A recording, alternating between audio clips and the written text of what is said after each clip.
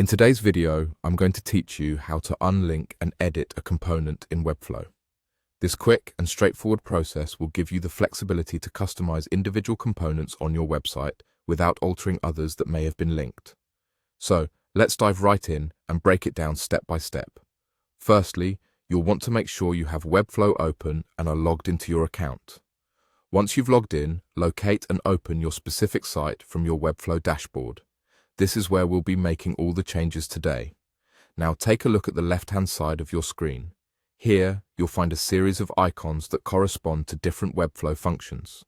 Look for the one labeled Components. Go ahead and click on it. This will show you a list of all the components that are currently part of your site layout. Once you have your components visible, select the component you wish to modify. This is the one you want to edit independently without affecting its other instances across your site. The idea here is to unlink this particular component from the others, so any changes you make will only apply to it. You'll do this by right-clicking on the component. When you right-click, a context menu will appear with several options for you to choose from. Here's the important step. Look for the option that says Unlink Instance. Clicking this option tells Webflow that you want this component to behave independently from now on. What does this mean for you?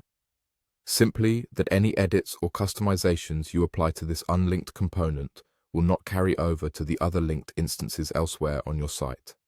It gives you the creative freedom to adapt and change this component without any worry of breaking consistency across your design. After unlinking, you can go ahead and edit the component to your heart's content. Tweak the details, change the styles, adjust the content, whatever your site needs. Since this component is now standalone, these modifications will only apply to this specific instance, allowing you that much-needed design flexibility without a hitch. Once all the changes have been made and you're satisfied with how everything looks, there's one last step to complete the process. If you're happy with your adjustments and everything is functioning smoothly, head over to the top right corner of your screen and click Publish. Doing so ensures that your changes are live and visible on the web. It's crucial to publish, as this finalizes your work and makes sure that all the customizations you've labored over will be shared with the world. And there you have it. You've successfully unlinked and edited a component in Webflow. With these easy-to-follow steps, you're now equipped to go off and refine your website's design even further, all while maintaining the integrity and consistency of your original layout. Thanks for watching, and happy designing.